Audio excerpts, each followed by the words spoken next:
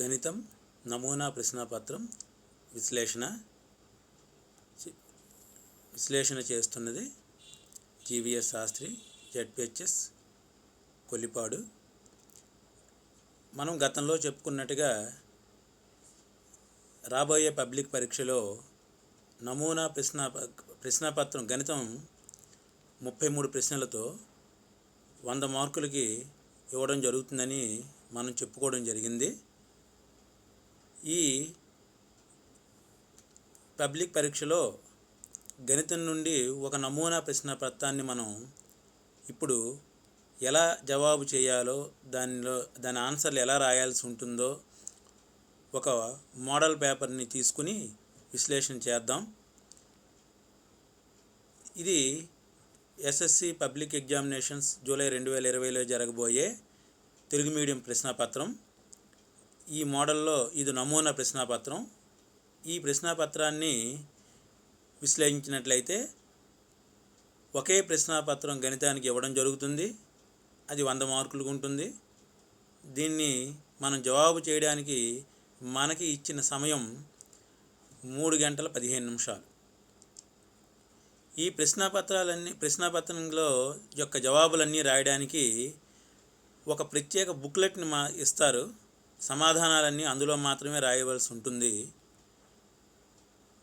మొత్తం ప్రశ్నాపత్రంలో 4 విభాగాలు ఉంటాయి. అందులో 33 ప్రశ్నలు. మొదటి విభాగం నుండి 12 ప్రశ్నలు, రెండవ విభాగం నుండి 8 ప్రశ్నలు, మూడవ విభాగం నుండి మరో 8 ప్రశ్నలు, విభాగం 4లో నుండి 5 ప్రశ్నలు ఉంటాయి. 5 ప్రశ్నలకు అంతర్గత ఎంపిక ఉంటుంది, ఇంటర్నల్ చాయిస్. వీటన్నిటినీ 1వ ప్రశ్న నుండి 33వ ప్రశ్న వరకు జవాబులన్నిటినీ ఆ ఇచ్చిన బుక్లెట్లోనే రాయవలసి ఉంటుంది. సమాధానాన్ని స్పష్టంగా రాయాలి. సెక్షన్ 1 నుండి మనం గమనించినట్లయితే క్రింద ఇవ్వబడిన అన్ని ప్రశ్నలకు ఒక పదం లేదా ఒక మాటలో జవాబులు రాయండి. అంటే పదము లేదా ఒక మాటలో జవాబులు రాస్తే చాలు. వీటికి అక్కడ సమస్య యొక్క సాధన అక్కడ మీరు చేసి చూపించవలసిన అవసరం ఉండదు. అంటే మీరు రాసిన జవాబుకి మాత్రమే మార్కు. దీనిలో ప్రతి ప్రశ్నకి ఒక మార్కు, అనగా 12 ప్రశ్నలు 12 ఒకట్ల 12 మార్కులు. ఇక్కడ ఒక ముఖ్యమైన జాగ్రత్త ఏమిటంటే, ఏదైనా ఒక ప్రశ్నకు జవాబు 1 కంటే ఎక్కువ సార్లు రాయకూడదు. అది మీరు ఎక్కడైనా రాయొచ్చు. 1వ పేజీ నుండి చివరి పేజీ వరకు ఆ ప్రశ్న యొక్క జవాబును మీరు ఎక్కడైనా రాయొచ్చు. ప్రశ్న సంఖ్య కరెక్ట్గా వేస్తే చాలు. కానీ మొదటిసారి నువ్వు రాసిన సమాధానాన్ని మాత్రమే దిద్దినప్పుడు పరిగణలోకి తీసుకుంటారు. అనగా ఉదాహరణకు ఒక విద్యార్థి 1వ ప్రశ్న యొక్క సమాధానం ఏ అని 1వ పేజీలో రాసి, 2వ పేజీలో మళ్ళీ 1వ నెంబర్ వేసి దానికి బి అనే సమాధానం రాసి, ఇలా రాసినట్లయితే మొదటిసారి రాసిన ఏ అనే సమాధానాన్ని మాత్రమే పరిగణలో తీసుకుని అది సత్యమైతే 1 మార్కు, అసత్యమైతే 0 మార్కులు కేటాయించడం జరుగుతుంది. ఒకవేళ 2వ పేజీలో రాసిన బి అనే సమాధానం కరెక్ట్ అయినప్పటికీ అప్పుడు మరి మార్కులు కేటాయించబడవు. ఇది విద్యార్థులు జాగ్రత్తగా. ఈ నియమం కేవలం సెక్షన్ 1లో ఉన్న 12 ప్రశ్నలకు మాత్రమే. తరువాత 13వ ప్రశ్న నుండి 33వ ప్రశ్న వరకు ఇటువంటి నియమం ఎక్కడ ఏమీ లేదు. ఏ ప్రశ్న ఎక్కడైనా రాయొచ్చు, ఎన్నిసార్లైనా రాసుకోవచ్చు. సమయం చూసుకోవాలి. ఇక్కడ ఇచ్చిన 1వ ప్రశ్న చూసినట్లయితే ఇక్కడ మనకు 12 ప్రశ్నలు ఉంటాయి. సాధారణంగా మనకి ఉన్న 14 అధ్యాయాల నుండి ఒక్కొక్క అధ్యాయం నుండి ఒక్కొక్క ప్రశ్న ఇక్కడ కేటాయించడం జరుగుతుంది. ఇంచుమించు పేపర్ తయారు చేసేటప్పుడు ఈ విధంగా జాగ్రత్త తీసుకుంటారు. అంతే తప్ప ఇది ఖచ్చితమైన నియమం ఏమీ కాదు. ఇక్కడ విద్యా సామర్థ్యాల వారీగా మార్కులకి కేటాయించడం జరుగుతుంది తప్ప ప్రత్యేకించి ఎటువంటి అధ్యాయపరమైన వెయిటేజీ ఉండదు. ఇది గమనించాలి. అంటే ప్రతి అధ్యాయం నుండి ఇన్ని మార్కులు ఇవ్వాలని నియమం అయితే మాత్రం లేదు. కాబట్టి అన్ని అధ్యాయాలని పరిగణలో తీసుకున్నప్పటికీ అన్ని అధ్యాయాల నుండి సుమారుగా ఇన్ని మార్కులు రావాలని నియమం లేదు. కానీ అన్ని అధ్యాయాలకి పరిగణలో తీసుకుంటారు కాబట్టి ఒక్కొక్క అధ్యాయం నుండి సుమారుగా మనకి పేపర్లో 10 మార్కుల వరకు వచ్చే అవకాశం ఉంటుంది. ఎందుకంటే చివర 4వ సెక్షన్లో మనకి ప్రతి ప్రశ్నకి 2 ఉంటాయి కాబట్టి అంటే 8 మార్కులు. అప్పుడు పేపర్లో మనకి 38 ప్రశ్నల కింద లెక్క. ఆ విధంగా లెక్క వేసుకున్నప్పుడు పేపర్ మొత్తం అన్ని మార్కులు కలిపి 140 మార్కులు అవుతుంది. అందులో ఒక్కొక్క 14 చాప్టర్లు కాబట్టి ఒక్కొక్క అధ్యాయం నుండి సుమారుగా 10 మార్కులు వచ్చే అవకాశం ఉంటుంది, అంచనా మాత్రమే. ఇక్కడ ఇచ్చిన ప్రశ్నలు గమనించినట్లయితే మొదటి ప్రశ్న, శూన్య సమితికి గల ఉపసమితుల సంఖ్య. ఇది సమితులైన అధ్యాయం నుంచి ఇవ్వడం జరిగింది. శూన్య సమితికి ఉపసమితులు దానికి అదే కాబట్టి 1 ఉంటుంది. కాబట్టి ఇక్కడ జవాబు బి. సమాధాన పత్రంలో ఆన్సర్ రాసినప్పుడు 1 అని నెంబర్ వేసి బి రాస్తే చాలు, ఇంకా మీరు దానికి ఇంకేమీ రాయక్కర్లేదు. అలాగే రెండో ప్రశ్న, క్రింది రేఖాచిత్రంలోని బహుపది శూన్యాల సంఖ్య. అది x అక్షాన్ని ఒక బిందువు తాకుతూ పోయింది కాబట్టి దానికి శూన్యము 1 ఉంటుంది. ఈ విధంగా మూడో ప్రశ్న 1వ అధ్యాయం నుండి ఇవ్వడం జరిగింది. రెండో ప్రశ్న 4వ ప్రశ్న 4వ అధ్యాయం నుంచి, 5వ ప్రశ్న 6వ అధ్యాయం నుంచి ఇవ్వడం జరిగింది. ఇప్పుడు 3, 4 ప్రశ్నలను గమనించినట్లయితే అక్కడ మీరు సమాధానాన్ని ఆ పదం రాస్తే చాలు. ఉదాహరణకి అక్కడ 3వ ప్రశ్న మనకి ఒకవేళ దాని ఆన్సర్ చూసినట్లయితే log 10 అనగా 1 ఆన్సర్, log 100 అంటే దాని జవాబు 2, log 1000 అంటే దాని విలువ 3. కాబట్టి 1, 2, 3 అనే విలువలు అంకశ్రేణిలో ఉంటాయి. అంటే అక్కడ జవాబు రాసేటప్పుడు అంకశ్రేణి అనే కానీ మీరు జవాబు పత్రం రాసినట్లయితే సరిపోతుంది. ఇదే విధంగా 4వ ప్రశ్నకి, 5వ ప్రశ్నకి ఒక పదం. ఈ విధంగా చూసినట్లయితే ఇందులో ప్రత్యేకించి 6వ ప్రశ్న గమనించినట్లయితే 6వ ప్రశ్నలో ఒక ప్రవచనం ఏ, ప్రవచనం బి అని 2 ఇవ్వడం జరిగినవి. ఆ ప్రవచనాలు రెండింటినీ గమనించి ఇక్కడ ప్రవచనం ఏ మరియు బి రెండూ సత్యమా, ఏ మాత్రమే సత్యము బి అసత్యమా, లేదా ఏ అసత్యము బి సత్యము, లేదా రెండూ అసత్యము. ఇప్పుడు 6వ ప్రశ్న జవాబు ఏబి ప్రవచనాలని గమనించి రెండూ సత్యమైతే 6వ ప్రశ్న జవాబు కింద 1 అని రాస్తే చాలు. అక్కడ రోమన్ నెంబర్ 1 ఉంది కాబట్టి ఆ 1 రాయవలసి ఉంటుంది విద్యార్థి. 7వ ప్రశ్నకి జవాబు ఏబిసిడి అనే ఆప్షన్స్ ఇవ్వడం జరిగింది కాబట్టి దాని జవాబు ఏబిసిడిల్లో ఏదో ఒకటి రాయవలసి ఉంటుంది. ఏ కానీ, బి కానీ, సి కానీ, డి కానీ. అంతేగాని ప్రశ్న అంతా రాయవలసిన అవసరం లేదు, అక్కడ ఉన్న విలువలు కూడా రాయవలసిన అవసరము లేదు. 8వ ప్రశ్నకి ఒక్క మాటలో దానికి సాధన చేసి జవాబు రాస్తే చాలు. 9వ ప్రశ్నకి కూడా అక్కడ జతపరచడం ఇవ్వడం జరిగింది కాబట్టి జతపరిచిన తరువాత కింద ఇచ్చిన ఆప్షన్స్ ఏబిసిడిలలో small A, small B, small C, small డిలలో ఏదో ఒక జవాబును రాయవలసి ఉంటుంది. 10వ ప్రశ్నకి జవాబు ఒక మాటలో రాయాలి. 11వ ప్రశ్నకి జవాబు ఒక అక్షరంలో రాయొచ్చు. 12వ ప్రశ్నకి జవాబు ఏబిసిడి ఆప్షన్స్లో రాయాల్సి ఉంటుంది. ఈ విధంగా ఇక్కడ మీరు గమనించినట్లయితే ఒక్కొక్క అధ్యాయం నుంచి ఒక్కొక్క ప్రశ్న చొప్పున ఇంచుమించు 12 అధ్యాయాల నుంచి 12 ప్రశ్నలు రావడం జరిగింది. ఇప్పుడు సెక్షన్ 2కి వచ్చేసరికి అన్ని ప్రశ్నలకు సమాధానాలు రాయాలి. అంటే ఇందులో చాయిస్ ఏమీ ఉండదు. ప్రతి ప్రశ్నకి 2 మార్కులు అనగా 8 ప్రశ్నలు, 8 16 మార్కులు. 13వ ప్రశ్న log 1000. ఇది 1వ అధ్యాయం నుండి వచ్చిన ప్రశ్న. log 1000 = 3 log 2 + 3 log 5 అని చూపండి. దీనికి సమాధానాన్ని మీరు సాధనలు, సోపానాలతో స్టెప్స్తో సహా రాయవలసి ఉంటుంది. ఇందులో స్టెప్స్కి కూడా మార్కులు కేటాయించబడతాయి. చిన్న సమాధానాలు కాబట్టి ప్రతి లెక్కకి ప్రతి ఒక్క సమాధానానికి ఒక 4 నుంచి 5 సోపానాల వరకు రావచ్చు.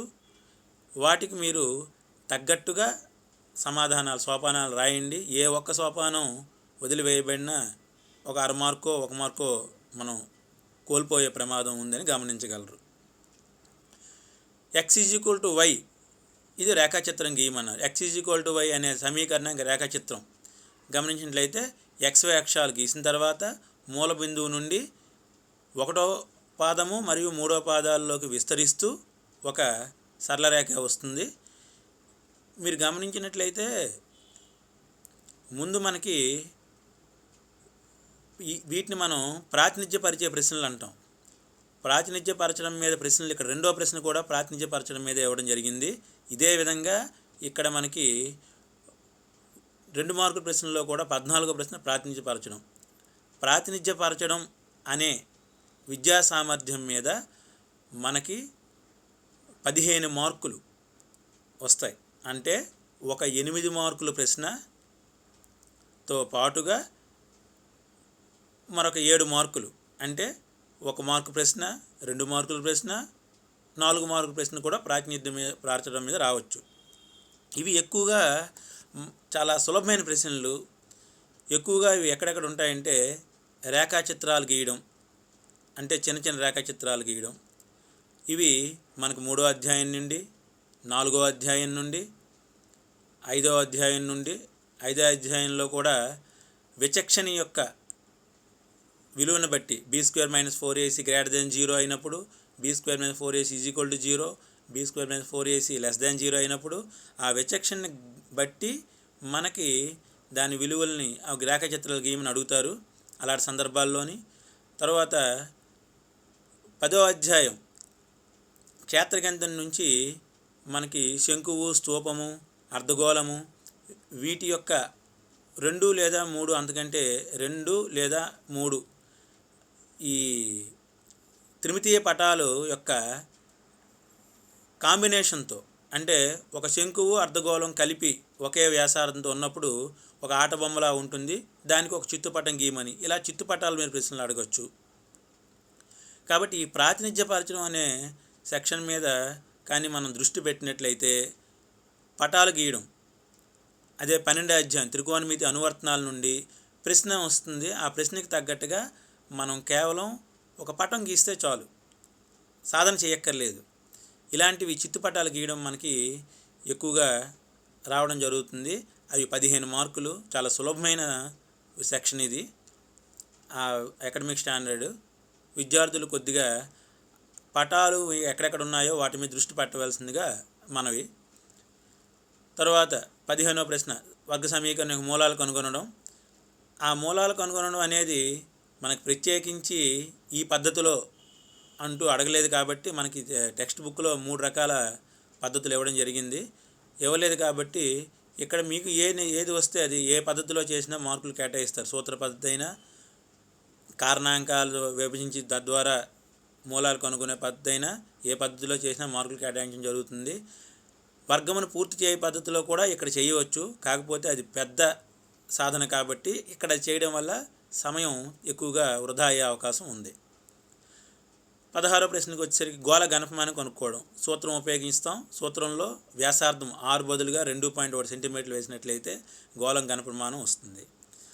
తర్వాత మనకి 8వ అధ్యాయం నుండి ఈ ప్రశ్న.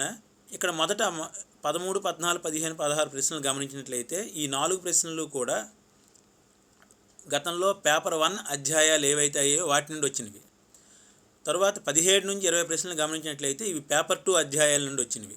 అనగా ఇక్కడ 17వ ప్రశ్న 8వ అధ్యాయం నుండి, 18వ ప్రశ్న 11వ అధ్యాయం నుండి అంటే త్రికోణమితి నుండి, 19వ ప్రశ్న సంభావ్యత నుండి, 20వ ప్రశ్న సాంఖ్యక శాస్త్రం నుండి ఇవ్వడం జరిగింది. ఇవన్నీ పేపర్ 2 అధ్యాయాలు. అంటే సెక్షన్ 2లోని సగం ప్రశ్నలు పేపర్ 1 అధ్యాయాల నుండి, మరి సగం ప్రశ్నలు పేపర్ 2 అధ్యాయాల నుండి ఇవ్వడం జరుగుతుందన్నమాట. ఇందులో 17వ ప్రశ్న చాలా సులభమైన ప్రశ్న ఇది కూడా. ఇలాగే 18వ ప్రశ్న 2 tan 30. tan 30 అనేది దాని విలువ తెలిసినట్లయితే దాని విలువను ప్రతిక్షేపిస్తే దాని tan 30 విలువ తెలిసినట్లయితే 2 × tan 30 విలువ 1/√3 కాబట్టి 2 × 1/√3/1 ప్లస్ tan 30 మళ్ళీ 1/√3 హోల్ స్క్వేర్. దాన్ని సూక్ష్మీకరించి దాని విలువ రాయడమే. 3 నాణ్యాలను ఒకేసారి ఎగరవేసినప్పుడు మొత్తం సాధ్యమయ్యే పర్యవసానాలు రాయండి. 3 నాణ్యాలు ఎగరవేసినప్పుడు ఆ 3 నాణ్యాల పర్యవసానాలు మొత్తం 8 వస్తాయి. ఆ పర్యవసానాలని మనం హెచ్ బొమ్మను హెచ్ తోటి బొరుసుని టీతోని సూచిస్తాం కాబట్టి ఆ విధంగా రాసినట్లయితే అవి హెచ్టి ఇలాగా 8 పర్యవసానాలు రాస్తే చాలు. ఇక్కడ మనకి దానికి 2 మార్కులు కేటాయించడం జరుగుతుంది. వర్గీకృత దత్తాంశమునకు మధ్యగతము కనుగొన్న సూత్రమును రాసి అందు పదాలను వివరించండి. వర్గీకృత దత్తాంశమునకు మధ్యగతము కనుగొన్న సూత్రం ఇది మనకి ఇందులో ఈ సాంఖ్యక శాస్త్రం నుండి వర్గీకృత దత్తాంశానికి సగటు కనుగొనడానికి 3 సూత్రాలు ఉన్నాయి. ప్రత్యక్ష పద్ధతి, విచలన పద్ధతి, సంక్షిప్త విచలన పద్ధతి. ఆ సూత్రం రాసి అందులో అక్షరాలను వివరించినట్లయితే అది ఒక 3 ప్రశ్నలు. మధ్యగతం వర్గీకృత దత్తాంశం కనుగొనడానికి ఇది ఒక సూత్రం. అదే వర్గీకృత దత్తాంశం బాహుళకం కనుక్కోవడం ఒక సూత్రం. ఈ 5 సూత్రాలను మరియు అందులో అక్షరాలని వివరించడం కానీ నేర్చుకున్నట్లయితే ఇంచుమించు మనకి ఒక ప్రశ్న ఖచ్చితంగా వచ్చే అవకాశం ఉంటుంది. ఎందుకంటే మనకి ఒక 10% విద్యా ప్రమాణాల్లో వ్యక్తపరచడం అనే ఒక విద్యా ప్రమాణం నుండి రావడం జరుగుతుంది. అంటే 10 మార్కులు దాని నుండి కేటాయిస్తాం. ఈ 10 మార్కులు ఆ విద్యా ప్రమాణం నుండి ఇవ్వాలి కాబట్టి ఇందులో వర్కింగ్ సమ్స్ నుండి సమీకరణాలు రాయడం 4-5 అధ్యాయాల్లో ఇలా ప్రశ్నలు ఉంటాయి. అలాగే ఈ సాంఖ్యక శాస్త్రం నుండి ఈ సూత్రాలు అందులోని పదాలను వివరించడం ఇలాంటివన్నీ కూడా వచ్చే అవకాశం ఉంది. సూత్రాలు రాయడం ఇలాంటివన్నీ. అలాగే 10వ అధ్యాయం నుండి సూత్రాలు రాయడం ఈ వ్యక్తపరచడం సెక్షన్లో వస్తాయి కాబట్టి వ్యక్తపరచడం అనే సెక్షన్లో వచ్చేటట్లు ఉపయోగపడేటట్లుగా మనకి సంభావిత సాంఖ్యక శాస్త్రం, సంభావిత కాదు సాంఖ్యక శాస్త్రం అనే అధ్యాయం చాలా చక్కగా ఉపయోగపడుతుంది. ఆ 5 సూత్రాలని నేర్చినట్లయితే మీకు ఒక 8 మార్కుల ప్రశ్నే కాకుండా ఒక 2 మార్కులు లేదా 4 మార్కుల ప్రశ్న కూడా వచ్చే అవకాశం ఉంటుంది. సెక్షన్ 3 వచ్చినట్లయితే ఇచ్చట ఇందులో కూడా అన్ని ప్రశ్నలకి సమాధానం రాయవలసి ఉంటుంది. ప్రతి ప్రశ్నకి 4 మార్కులు. ఇందులో కూడా 8 ప్రశ్నలు ఉంటాయి. ఇందులో కూడా మొదటి 4 ప్రశ్నలు అంటే 21 నుంచి 24 వరకు ఇది పేపర్ 1 అధ్యాయాల నుండి, 25 నుండి 28 వరకు ఇవి పేపర్ 2 అధ్యాయాల నుండి ఇవ్వడం జరుగుతుంది. ఇందులో 21వ ప్రశ్నను గమనించినట్లయితే ఇవి సమితుల నుండి ఇవ్వడం జరిగింది. వీటిని వెనచిత్రాల ద్వారా మీరు గీయవలసి ఉంటుంది. వెనచిత్రం ద్వారా విలువ కనుక్కోవడం కూడా ప్రాతినిధ్యపరచడం అనే సెక్షన్ కవర్ చేస్తూ ఇచ్చేదే కాబట్టి ప్రాతినిధ్యపరచడంలో పటాలు గీయడమే కాకుండా వెనచిత్రాలను కూడా మీరు జాగ్రత్తగా నేర్చుకోండి. తర్వాత శ్రేణుల నుండి ఇది డైరెక్ట్గా ప్రశ్న మనకి. తర్వాత సమితులను నిర్మాణ రూపంలో రాయడం ఇది వ్యక్తపరచడంలో వస్తుంది. ఈ సమితి నిర్మాణ రూపంలో రాయడం ఇవి కూడా వ్యక్తపరచడంలో వస్తుంది కాబట్టి వ్యక్తపరచడంలో ఉన్న 10 మార్కులకి ఇక్కడ కవర్ అయ్యేటట్లుగా ఈ ప్రశ్న ఇవ్వడం జరిగింది అనుకుంటున్నాను. కాబట్టి ఈ సమితి నిర్మాణ రూపంలో రాయడం కూడా సమితులు అనేది మనకి చాలా అత్యంత సులభమైన అధ్యాయము, ఎక్కువ మార్కులు స్కోర్ అయ్యే అవకాశం కూడా ఉంటుంది. 24వ ప్రశ్న ఇది శ్రేణుల నుంచి ఇవ్వడం జరిగింది. 25 రేఖాఖండం యొక్క ఇక్కడ 2 బిందువులు ఇచ్చారు. ఈ 2 బిందువులు కూడా త్రికోణమితి విలువల్లో ఇవ్వడం జరిగింది. అంటే sin 45 దీని విలువ 1/√2, tan 30 అంటే దీని విలువ 1/√3, అలాగే cos 45 దీని విలువ 1/√2, cot 60 దీని విలువ 1/√3. ఈ 2 బిందువులను కలుపు రేఖాఖండం యొక్క మధ్య బిందువు నిరూపకాలు కనుగొనము. 1/√2, 1/√3, మళ్ళీ 1/√2, 1/√3. 2 బిందువులు ఒకటే. అంటే 2 బిందువులను కలిపే రేఖాఖండానికి మధ్య బిందువు కూడా అదే అవుతుంది. అనగా మనం 1/√2, 1/√3 అని ఇస్తే సరిపోతుంది. ఇక్కడ బిందువులు ఒకే విలువలను కలిగి ఉన్నాయి కాబట్టి అలా వచ్చింది. సాధారణంగా ప్రశ్నలు ఇలా రాకపోవచ్చు. అలాంటి సందర్భాల్లో విలువలను మనం మార్చుకున్నట్లయితే మధ్య బిందువు సూత్రం వేసి దాని మధ్య బిందువు x1 + x2/2 y1 + y2/2 అనే సూత్రం ద్వారా మధ్య బిందువు నిరూపకాలు కనుగొంటాం. తర్వాత 26వ ప్రశ్నకు వచ్చేసరికి 2 ఏకకేంద్ర వృత్తాల్లో 24 సెంటీమీటర్ల పొడవు గల ఒక బాహ్య వృత్తం యొక్క జా 5 సెంటీమీటర్ల వ్యాసార్థము కలిగిన అంతర్వృత్తానికి స్పర్శరేఖ అయిన బాహ్య వృత్తం యొక్క వ్యాసార్థమును కనుగొనుము. ఇందులో అంతర్వృత్తాన్ని తాకుతూ బాహ్య వృత్తానికి ఒక జా గీసినట్లయితే అక్కడ ఒక లంబకోణ త్రిభుజం ఏర్పడుతుంది. ఆ లంబకోణ త్రిభుజం యొక్క కర్ణం పొడవు కనుక్కోవడం ద్వారా మనం బాహ్య వృత్తం యొక్క వ్యాసార్థము కనుగొనడానికి అవకాశం ఏర్పడుతుంది. ఈ ప్రశ్న 27వ ప్రశ్నకు వచ్చేసరికి ఆ మూడు బిందువులు ఒక సమబాహు త్రిభుజాన్ని ఏర్పరుస్తాయని చూపాలి. అంటే ఇక్కడ ఏబీల మధ్య దూరము, బీసీల మధ్య దూరము మరియు సిఏల మధ్య దూరము కట్టినట్లయితే ఆ మధ్య దూరాలు అనగా భుజాల పొడవులు సమానంగా వస్తాయి కాబట్టి అది మూడు భుజాల పొడవులు సమానంగా ఉన్న త్రిభుజాన్ని మనం సమబాహు త్రిభుజం అంటామని అక్కడ నిరూపిస్తాం. ఇదే విధంగా 28వ ప్రశ్న, ఇందులో అక్కడ ఇచ్చిన పటాన్ని ఉపయోగించి ఇక్కడ గమనించినట్లయితే OCD అనేది ఒక సెక్టర్, OAB అనేది మరొక సెక్టర్. ఈ OAB సెక్టర్ నుండి OCD అనే సెక్టర్ని వైశాల్యాన్ని కానీ తీసినట్లయితే అక్కడ షేడ్ చేయబడిన ప్రాంత వైశాల్యం వచ్చేస్తుంది.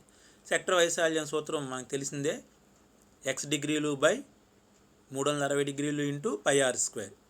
ఇందులో r అంటే ఆ సెక్టర్ యొక్క వ్యాసార్థం.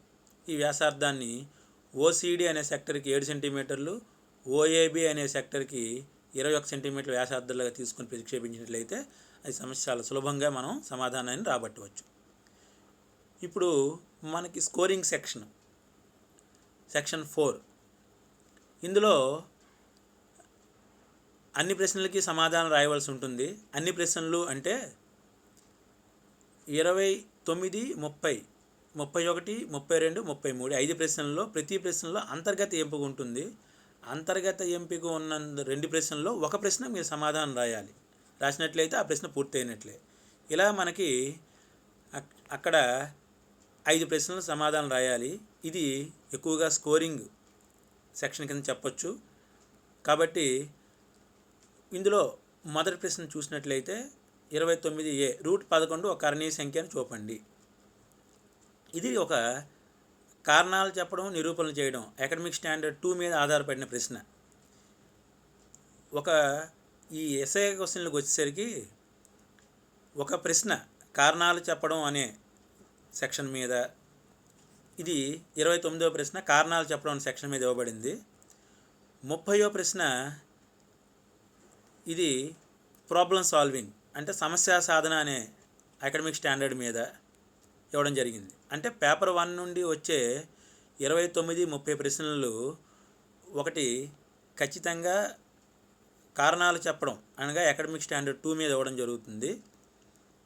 30వ ప్రశ్న చూసినట్లయితే ఇది సమస్య సాధన మీద ఇవ్వడం జరుగుతుంది. ఈ కారణాలు చెప్పడం అనే ఈ సెక్షన్ కానీ గమనించినట్లయితే 1వ అధ్యాయంలో అంటే వాస్తవ సంఖ్యలలో సంఖ్యా ధర్మాలను వివరించే లెక్కలు మనకి 1వ అభ్యాసంలోనే ఒక 4-5 లెక్కలు ఉంటాయి. ఉదాహరణలతో కలిపి ఒక 7-8 లెక్కలు. అలాగే ఇప్పుడు ఇక్కడ ఇచ్చిన √11 కర్ణీయ సంఖ్యను చూపడం, ఈ మోడల్ లెక్కలు √7 కర్ణీయ సంఖ్య, అలాగే √5 + √3 ఒక కర్ణీయ సంఖ్యను నిరూపించడం, 7 + √3 ఒక కర్ణీయ సంఖ్యను నిరూపించడం, ఈ మోడల్ లెక్కలు. ఇవి మొత్తం మీద 4 మోడల్ ప్రశ్నలు. ఈ 4 మోడల్ ప్రశ్నలు కానీ నేర్చుకున్నట్లయితే ఒక ప్రశ్న మనకి 8 మార్కులకి రావడానికి చాలా అవకాశం ఉంటుంది. అందుకని CD గ్రేడ్ విద్యార్థులు ఎవరైనా ఉన్నట్లయితే వాళ్ళు 1వ అధ్యాయంలో ఆయా ప్రశ్నల మీద కానీ శ్రద్ధ వహించినట్లయితే ఒక 8 మార్కులు మన దగ్గర ఉన్నట్లే. దీనికి కాంబినేషన్గా ఇంకొకటి కూడా మన కారణాలు చెప్పడం ప్రశ్న వచ్చినప్పటికీ దాన్ని మనం చాయిస్లో విడిచిపెట్టడానికి అవకాశం ఉంటుంది. సమస్య సాధన ఈ ప్రశ్నకు వచ్చేసరికి మనకి 1వ అధ్యాయం నుంచి ఎలాగా మీదన ప్రశ్న వస్తుంది కాబట్టి ఇంకా మిగిలిన 4, 5, 6, 10 అధ్యాయాల నుంచి ఈ ప్రశ్నలు రావడం జరుగుతుంది. ఖచ్చితంగా మనకి శ్రేణుల నుంచి లేదా 10వ అధ్యాయం నుంచి ఒక ప్రశ్న ఇందులో ఒకటి కవర్ అవుతుంది ఖచ్చితంగా. అందువల్ల ఈ 2 ప్రశ్నలు కవర్ చేయడానికి మనం ఒకటో అధ్యాయంలో ఉన్న ఒకటో పేపర్కి సంబంధించిన 7 అధ్యాయాలని ప్రిపేర్ అవ్వకపోయినా 1, 2, 6, 10 అధ్యాయాలు కానీ ప్రిపేర్ అయినట్లయితే ఖచ్చితంగా ఇక్కడ 2 ప్రశ్నలని కూడా మనం జవాబు రాయడానికి అవకాశం ఏర్పడుతుంది. ఇది సిడి గ్రేడ్ విద్యార్థులకి చాలా ఉపయుక్తం. 31, 32 ప్రశ్నలు గమనించినట్లయితే ఈ 2 పేపర్ 2 అధ్యాయాలను ఇవ్వడం జరుగుతుంది. ఇందులో ఒక ప్రశ్న ఇందాకలాగే సమస్యా సాధన మీద ఇవ్వడం జరుగుతుంది. మరొక ప్రశ్న మనకి అనుసంధానం మీద ఇవ్వడం జరుగుతుంది. సమస్యా సాధన మీద ఇచ్చే ప్రశ్నలు ఏవైతే ఉంటాయో అవి మనకి త్రికోణమితి, అలాగే 7వ అధ్యాయం నిరూపరేఖా గణితం లేదా సాంఖ్యక శాస్త్రం నుంచి ఇక్కడ ఇచ్చినట్టుగా పట్టిక, వీటి నుండి మనకు వస్తాయి. కాబట్టి సాంఖ్యక శాస్త్రం ప్రిపేర్ అయినట్లయితే, అలాగే 7వ అధ్యాయం కానీ ప్రిపేర్ అయినట్లయితే ఇక్కడి సమస్యా సాధన ప్రశ్న మనము సమాధానం చేయొచ్చు. అందువల్ల సిడి గ్రేడ్ విద్యార్థులకి ముఖ్యంగా చెప్పదలుచుకున్నది ఏమిటంటే, మీరు పేపర్ 2 అధ్యాయాల్లో 7వ అధ్యాయాన్ని మరియు సాంఖ్యక శాస్త్రాన్ని, అందులో ఉన్న ప్రశ్నల్ని జాగ్రత్తగా నేర్చుకోండి. దానివల్ల 2 అధ్యాయాలు నేర్చుకోవడం వల్ల మనకి ఆ 2 అధ్యాయాల నుంచి ఇక్కడ ఒక 8 మార్కుల ప్రశ్న ఖచ్చితంగా మనకు కవర్ అయ్యే అవకాశం ఉంటుందన్నమాట. అంతేకాకుండా సాంఖ్యక శాస్త్రంలో మనకి ఉన్న లెక్కలు కూడా 3 మోడల్స్. ఒకటి ఒక పట్టికకి సగటు కట్టడం, మధ్యగతం కట్టడం లేదా బాహుళకం కట్టడం. అంటే ఆ 3 మోడల్స్ నేర్చుకున్నట్లయితే ఒక 8 మార్కుల ప్రశ్న మనకు వచ్చినట్లే. ఇంతేకాకుండా వాటితో పాటుగా ఆ సూత్రాలు నేర్చుకున్నట్లయితే ఇందాక చెప్పినట్టుగా 2 మార్కులు లేదా 1 మార్కు ప్రశ్నలోని మనకి వ్యక్తపరచడం అనే సెక్షన్ నుంచి వచ్చే ప్రశ్నలు కూడా కవర్ అవుతాయి. అందువల్ల సాంఖ్యక శాస్త్రం మంచి స్కోరింగ్ అధ్యాయం. 32వ ప్రశ్న, ఇది అనుసంధానం నుంచి ఇవ్వబడిన ప్రశ్న. అనుసంధానం నుంచి ఇవ్వబడిన ప్రశ్నల్లో త్రికోణమితి అనువర్తనాలు నుండి వచ్చే ప్రశ్నలు మరియు ఇక్కడ సంభావ్యత నుండి వచ్చే లెక్కలు, ఇవన్నీ కూడా అనుసంధానంలో ఎక్కువగా ఇస్తారు. కాబట్టి సంభావ్యతను బాగా ప్రాక్టీస్ చేసిన వాళ్ళు ఈ 32వ ప్రశ్నను కూడా సులభంగా దాటవేయగలుగుతారు. అంటే ఒక విద్యార్థి 1వ అధ్యాయం 6, 10 మరియు 2వ అధ్యాయం, తర్వాత 7వ అధ్యాయం, తర్వాత సంభావిత సాంఖ్యక శాస్త్రం, ఈ అధ్యాయాలను కానీ బాగా ప్రిపేర్ అయినట్లయితే, అంటే నేను చెప్పిన చాప్టర్లు 1, 2 అధ్యాయాలు, ముఖ్యంగా 13, 14 అధ్యాయాలు, ఈ 4 అధ్యాయాలు కానీ ఖచ్చితంగా ప్రిపేర్ అయినట్లయితే ఇంచుమించు 40 మార్కులు వరకు వచ్చే అవకాశం ఉంటుంది. ఎస్ఐ క్వశ్చన్లు కూడా కవర్ అవుతాయి.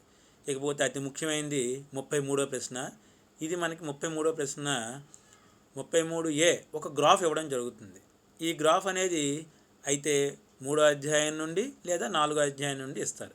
3వ అధ్యాయం అయితే పరావల్యం అవుతుంది, 4వ అధ్యాయం అయితే 2 సరళ రేఖలు గీసి వాటి యొక్క ఉమ్మడి సాధనల్ని మనం కనుక్కోవాల్సి ఉంటుంది. లేదా నిర్మాణం, అంటే ఇక్కడ కూడా మన నిర్మాణాలు 8వ అధ్యాయం స్వరూప త్రిభుజాల నుంచి 2 మోడల్స్ అక్కడ మనకి ఉంటాయి. ఒకటి ఇచ్చిన త్రిభుజానికి స్వరూపంగా దానికంటే చిన్నది వచ్చేటట్లుగా, అంటే ఇక్కడ 5/3 స్థానంలో 3/4 అనే క్రమభిన్నం వస్తుంది, అప్పుడు చిన్నది వస్తుంది. లేదా ఇచ్చిన త్రిభుజానికి స్వరూపంగా దానికంటే పెద్దది వచ్చే విధంగా ఉంటుంది, అప్పుడు ఇది పెద్దది అవుతుంది. ఈ మోడల్ అంతే 8వ అధ్యాయంలోని. 9వ అధ్యాయంలో వృత్తానికి బాహ్య బిందు నుండి స్పర్శరేఖలు గీయడం, ఇవి కూడా మనకి 2 మోడల్స్ ఇవ్వడం జరిగింది. అంటే అక్కడ 4 మోడల్ నిర్మాణాలు నేర్చుకున్నట్లయితే ఈ 33వ ప్రశ్న మనకు ఖచ్చితంగా పూర్తి అయిపోయినట్లే. అంటే ఎవరైతే విద్యార్థులు నిర్మాణాల మీద దృష్టి పెడితే 4 మోడల్స్ నేర్చుకున్నట్లయితే మీకు ఒక ప్రశ్న 8 మార్కులు ఖచ్చితంగా వస్తుంది.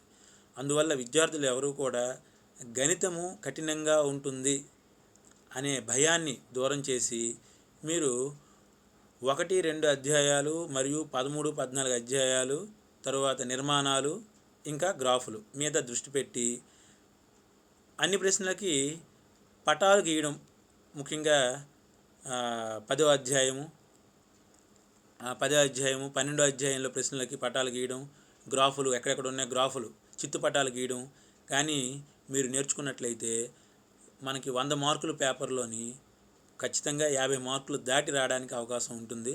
పేపరు 100 మార్కులు ఒక పేపరే కాబట్టి మీకు ప్రిపేర్ అవ్వడానికి ముందు రోజు ప్రిపేర్ అవ్వడానికి తక్కువ సమయం ఉండొచ్చేమో, కానీ ఇప్పటి నుండి ఆలోచించినట్లయితే 100 మార్కులు పేపర్ ప్రిపేర్ అవ్వడానికి ఇంకా మనకు సుమారుగా 50 రోజులు దాటి సమయం ఉంది.